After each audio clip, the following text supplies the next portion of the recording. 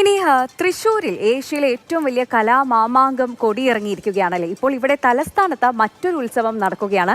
ഭിന്നശേഷി സമൂഹത്തിന്റെ ശാക്തീകരണത്തിനായി സർക്കാർ സംഘടിപ്പിക്കുന്ന സവിശേഷ കാർണിവൽ കണ്ടുവരാം.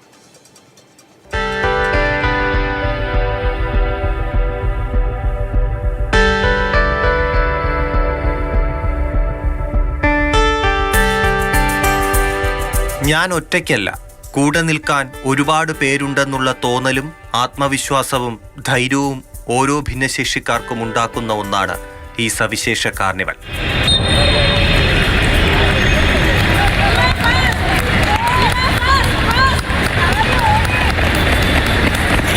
ഭിന്നശേഷിക്കാർക്ക് മാത്രമല്ല, അവരുടെ മാതാപിതാക്കൾക്കും.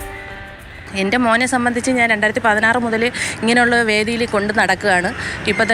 ഇപ്പോൾ എല്ലാ വർഷവും സ്റ്റേറ്റ് ആയാലും നാഷണൽസ് ആയാലും കൊണ്ട് നടക്കുകയാണ്. ഇങ്ങനെയുള്ള ഭിന്നശേഷിക്കാരായ കുട്ടികൾ ഒരുപാട് പേരെ വീട്ടിൽ തന്നെ അങ്ങനെ തടങ്കലിടും പോലെ വീട്ടിനകത്തിട്ട് വളർത്തുകയാണ്. പക്ഷേ അവർക്ക് ഇങ്ങനെ ഒരു മത്സരങ്ങൾ വേദി ഒരുക്കുന്നത് തന്നെ അവർക്ക് അതിൻ്റേതായ സന്തോഷവും ഭാഗ്യങ്ങളുമാണ്. ഞാനൊരു അമ്മ എന്ന നിലയിൽ ഇതുപോലെ എല്ലാ കുട്ടികളുടെയും അമ്മമാർ, ഭിന്നശേഷിക്കാരായ കുട്ടികളുടെ അമ്മമാർ ഇതുപോലെ ഓരോ മക്കളെയും വളർത്തിക്കൊണ്ട് വരുവാൻ അവർ ഉത്സാഹിക്കും കണക്കിരിക്കും. ഭിന്നശേഷി എന്നത് ഒരാളുടെ കുറവല്ല. ഭിന്നശേഷി എന്നത് ഒന്നിൻ്റെയും അവസാനവുമല്ല. ഭിന്നശേഷിക്കാർക്കിടയിൽ സവിശേഷമായ കഴിവുകളുള്ളവരെ ഉയർത്തിക്കൊണ്ടുവരികയാണ് സാമൂഹ്യനീതി വകുപ്പ് സവിശേഷ കാർണിവലിലൂടെ. ഭിന്നശേഷിക്കാരായ മക്കളെ നോക്കാൻ ആളില്ലാത്ത, അസുഖം വന്നാൽ ആശുപത്രിയിൽ പോകാൻ മടിക്കുന്ന, വീട്ടിലെ 4 ചുവരുകൾക്കുള്ളിൽ കുടുങ്ങിപ്പോയ ഒരുപാട് അമ്മമാർ നമുക്ക് ചുറ്റുമുണ്ട്. സന്ധ്യ എന്ന അമ്മ അവർക്ക് മാതൃകയാക്കാമെന്ന് പറഞ്ഞാലും ഓരോരുത്തർക്കും ഓരോ സാഹചര്യങ്ങളായിരിക്കും. പക്ഷേ സർക്കാരിൻ്റെ ഇത്തരം സവിശേഷ സംഗമങ്ങൾ അവർക്ക് ആശ്വാസമാണ്. നെല്ലൈ മുരുകനൊപ്പം T S Harikrishna, Mathrubhumi news, Thiruvananthapuram. T S Harikrishna തന്നെ നമുക്കൊപ്പം ചേരുന്നുണ്ട്. ഹരി, അവസാനം പറഞ്ഞ ആ ഒരു കാര്യം തന്നെയാണല്ലേ, ഇത്തരത്തിലുള്ള കാർണിവലുകൾ എന്ന് പറയുന്നത് കുട്ടികൾക്കും അതോടൊപ്പം തന്നെ ഈ മാതാപിതാക്കൾക്കും നൽകുന്ന ഒരു ആശ്വാസം, അതുപോലെ ചേർത്ത് നിർത്തുന്നു എന്ന ഒരു വിശ്വാസവും ഒക്കെ വളരെ വലുതാണ്. ഇങ്ങനെയുള്ള സംഗമങ്ങൾ സംഘടിപ്പിക്കുന്നതിന് സർക്കാരിന് വലിയൊരു കയ്യടി നൽകണം. ഇത് ചെറിയൊരു കാര്യമല്ല അല്ലേ ഹരി?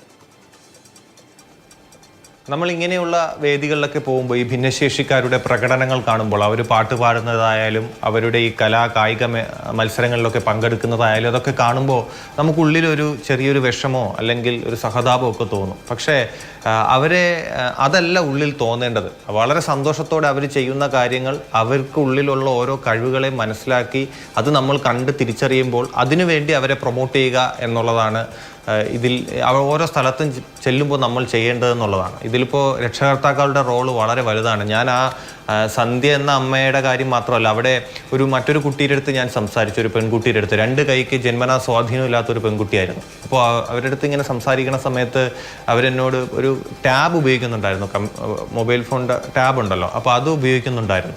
അപ്പോൾ ആ സമയത്ത് ഇങ്ങനെ സംസാരിക്കുമ്പോൾ അവരെന്നോട് പറയുമായിരുന്നു, അതായത് കൊച്ചുനാൾ മുതൽ തന്നെ അച്ഛനും അമ്മയും അവരെ എല്ലാ കാര്യത്തിനും ആ 2 കൈകൾ കൊണ്ട് പറ്റുന്ന കാര്യങ്ങളൊക്കെ ചെയ്യാൻ പരിശീലിപ്പിക്കുമായിരുന്നു. അങ്ങനെ 10ാം ക്ലാസ് പരീക്ഷ എഴുതുന്ന സമയമായപ്പോൾ ഇങ്ങനെയുള്ള കുട്ടികൾക്ക് ഒരാളെ സഹായത്തിന് അടുത്തിരുത്തി പരീക്ഷ എഴുതാമല്ലോ. അപ്പോൾ അത് ഒഴിവാക്കാൻ വേണ്ടി ആ അമ്മ പറഞ്ഞു, അത്ര എൻ്റെ മകള് സ്വന്തമായി എഴുതി കിട്ടുന്ന മാർക്ക് മതി, അത് എത്രയായാലും കുഴപ്പമില്ല എന്ന് കരുതി അങ്ങനെ ഒരു സഹായം ഇല്ലാതെ ആ മകളെ കൊണ്ട് പരീക്ഷ എഴുതിപ്പിച്ചു. ആ മകള് 75% മാർക്കോടുകൂടി 10ാം ക്ലാസ് പാസ്സായി. അപ്പോൾ അതൊരു ആത്മവിശ്വാസമാണ് ആ കുട്ടിക്ക് നൽകിയത്. അപ്പോൾ അതുപോലെ ഈ രക്ഷകർത്താക്കൾ ഇവിടെ എഫേർട്ട്, അവർ നൽകുന്ന റോള് എന്ന് പറയുന്നത് വളരെ വേണം. സംസ്ഥാന സർക്കാരിൻ്റെ ഭാഗത്തു നിന്ന്, സാമൂഹ്യനീതി വകുപ്പിൻ്റെ ഭാഗത്തു നിന്ന് ഇതുപോലെ ഭിന്നശേഷിക്കാരുടെ ഉന്നമനത്തിന് വേണ്ടിയുള്ള പ്രവർത്തനങ്ങളും എല്ലാം ഒരുപാട് നടക്കുന്നുണ്ട്.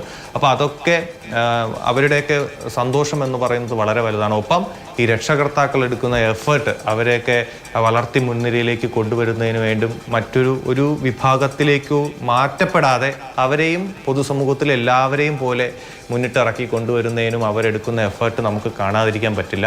അത് ഓരോ വീട്ടിലും ഓരോ സാഹചര്യമായിരിക്കും. പക്ഷേ പറ്റുന്നവരെല്ലാം പരമാവധി അവരെ കൂടി, നമുക്ക് പറ്റാത്തവരുണ്ടെങ്കിൽ നമുക്ക് ചെയ്യാൻ പറ്റുന്നത്, നമ്മുടെ സർക്കാരിന് ചെയ്യാൻ പറ്റുന്നത്, അങ്ങനെ പറ്റാത്തവരുണ്ടെങ്കിൽ അവർക്ക് പറ്റുന്ന ഒരു സാഹചര്യം കാര്യം വളരെ ശ്രദ്ധിക്കേണ്ട ഒരു കാര്യം തന്നെയാണ്. പലപ്പോഴും നമ്മുടെ സമൂഹത്തിൽ ഈ ഭിന്നശേഷിക്കാരായ കുട്ടികളുടെ മാതാപിതാക്കളോടൊക്കെ അനാവശ്യമായി സിമ്പതി കാണിക്കും. അതല്ല ശരിക്കും വേണ്ടത് അല്ലേ? ശരിക്കും ഈ അവർക്കൊരു ആത്മവിശ്വാസം പകർന്നു കൊടുക്കുകയാണ് വേണ്ടത്.